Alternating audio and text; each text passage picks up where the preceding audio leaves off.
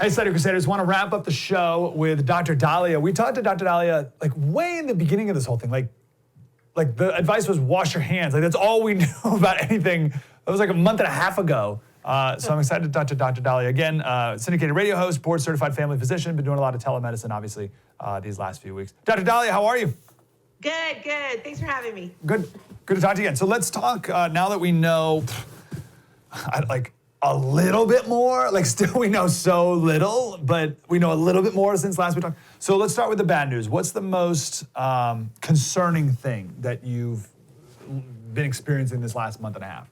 Well, so the bad news is, it is still a deadly virus, and we are still having a lot of deaths from it. And we're being told that this is going to come back. We're going to get a resurgence in the fall, which is something we really don't want. And we still don't have a vaccine. We're hoping to get a vaccine at the end of the summer, early fall, but still, we don't have one yet. And we're still kind of grappling with what medications we could use.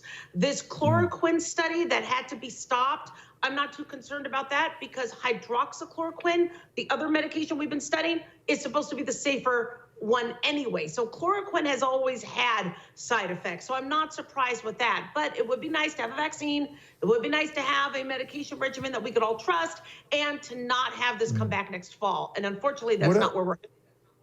Let me slow down on the chloroquine part, just in case everyone will catch up. There was a study, I forget where it was, right? But they gave two different groups of people, one low dose chloroquine, one high dose, 600 milliliters. Let me know, like, if that's is that like a lot of, and they stopped it because they were having some heart arrhythmia, some of the patients there. So they stopped that. But again, so two questions.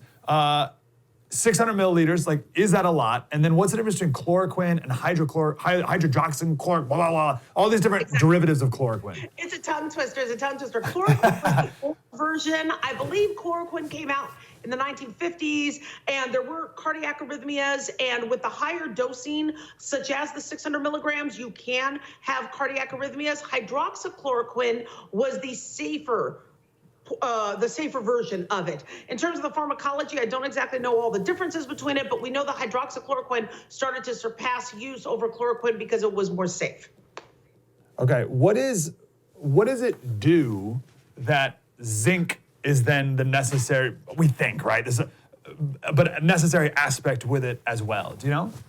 Well, it's interesting because not only is hydroxychloroquine one of the medicines we could use, but also Zithromax. Zithromax that we use in Z-Pak. People have been telling their doctor that their Z-Pak helps their virus or their cold or their bronchitis for years, and I believed them. Antibiotics aren't supposed to help viruses, yet azithromycin is an antibiotic, and they found some effectiveness in terms of fighting coronavirus. So we wonder if maybe these medications, whether they're an anti-parasite or an antibacterial or antimicrobial, it does something to the prevention of the replication of the virus or the ability of the virus to get onto the cell and cause infection, or it just causes a decreased inflammatory effect that doesn't cause us to make all that fluid in our lungs. So we don't exactly know why it works, but definitely we could repurpose a whole slew of medications we have now that we didn't think we could use for a virus that we maybe can with coronavirus. Wow. So are you encouraged by some of those potential treatments? I am. I am encouraged by them. Absolutely. Yeah. The media is not.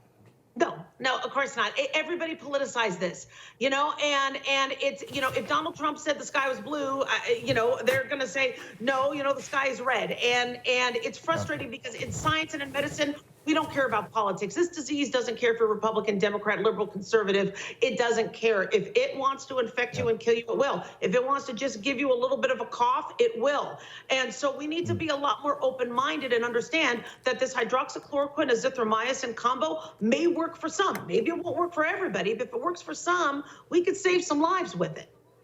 What are the difficulties of these trials? Like, what's the process that we have to understand? Because I'm pretty anxious and let's just do this.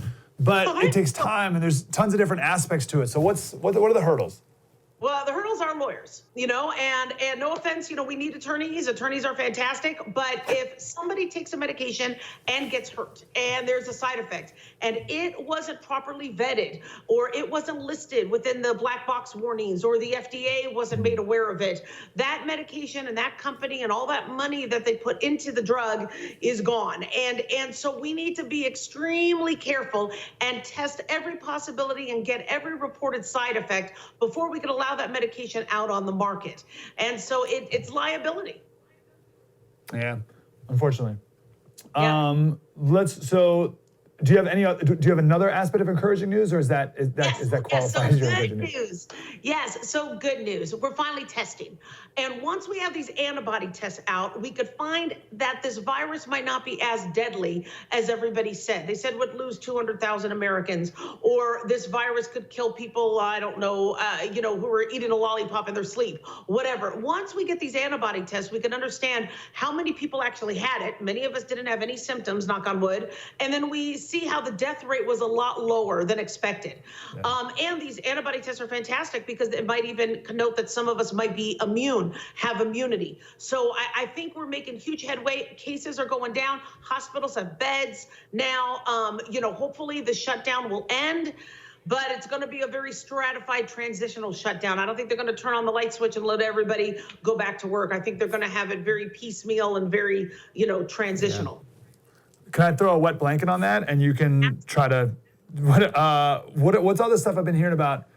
One study where 1/3 of the people who had it had such low antibody levels that they were barely detectable. And then out of South Korea, the number's now 91 people who had they had it, so they tested positive, then they had 2 negative tests, and then they had it again. Yes. Whether it reactivated or came again. Like, what do you make sense of all that? Exactly. So we have a lot of viruses that will reactivate. Like, how you could get chickenpox as a kid and then shingles will come out as an adult. We think this is the type of virus that might reactivate. And so that's a problem because if we're trying to keep our isolated, vulnerable populations away from those who are healthy and walking around and coughing and sneezing on it, now that means the virus isn't going away. That means this virus can come back. This is a very weird, tricky one. The problem is we need to trust the testing. If some of these tests are false positives or false negatives, then we don't have a good data set. So what happened in South Korea is very, very alarming in that, wow, we could get it all over again. I've only heard of a few people getting it 2 or 3 times. Most of the people, once they've had it, they're done. But we don't so much worry about their symptoms. We worry if they could carry it and spew it and cough and sneeze it onto somebody else, even if they're feeling fine. How accurate are these tests now? And what level of accuracy do we usually demand out of a test? Okay, yeah. So we want there's these words specificity and sensitivity. My list won't allow me to say, but we want them way into the high 90s. What was the problem with these tests is, one, many of them they were made very quickly early on and put out there into the public before they could be properly vetted. But second, the test wasn't done right. People would just kind of swab the nose and somebody would blink and they were done. That swab has to go way to China. I mean, it has to go all the way from the nose to the back. And so my guess is a lot of these false negatives were because they didn't swab it right. And you can't just do one nostril. You have to do both sides and then the back of the throat to get the sample. Hold on. So literally how far back? It's like a couple inches, isn't it? You got to go way in the back. You have to go way to the back of like here. Through the nose. And what? If you gag, it's not comfortable. Even Donald Trump said it was not a fun test. But you need to get to the back of the nasopharynx. You can't just get around the boogers in the hair. And so my guess, a lot of these false negatives were they weren't doing the test right. And it takes guts to walk up to somebody who you think is going to punch you and clock you one, and you're going to stick this all the way to the back of their head. So, if the testing is done correctly, it's a good test. My guess is technique, because you started deputizing everybody and their mother to swab people. They might not have been trained in the technique. Wow, that's interesting, because you hear about these drive-by testing centers where people are just in their cars, That's got to be hard for everyone involved to just sit out of your driver's side of your car and have someone stick up your nose. And you say it's be both nostrils?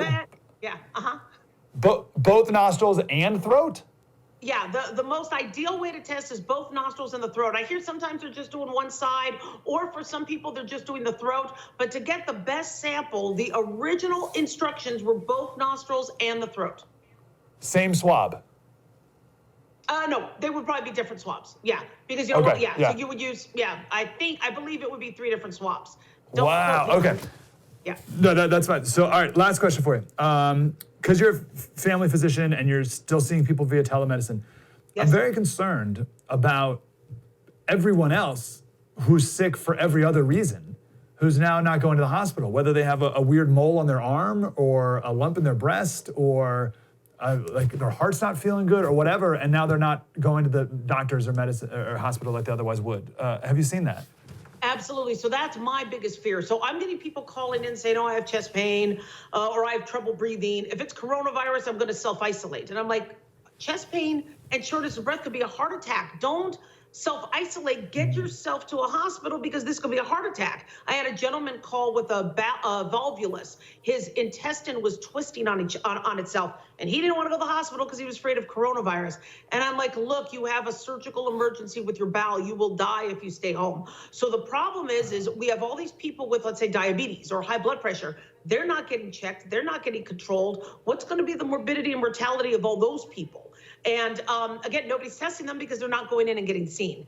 And these COVID-related deaths, how many of them are true COVID caused, or did somebody have a heart attack and they just tested positive for coronavirus because they were exposed to it a while back? So we also need, with this death rate of coronaviruses, how many are true coronaviruses or how many was coincidentally a coronavirus positive patient when they had something else, which hits us thousands of times a month anyway. Yeah. Okay. Dr. Dahlia, where can people listen to your radio show? Doctor at GCN Live or iHeartRadio, and go to my website at drdahlia.com. Okay, DRDALIAH. All right, wonderful. Dr. Dahlia, you're one of my favorites. Thank you so much. Thank you. You take care. Be safe. Slater Crusaders, thanks for watching the first on YouTube. If you want more, like, subscribe. We got plenty.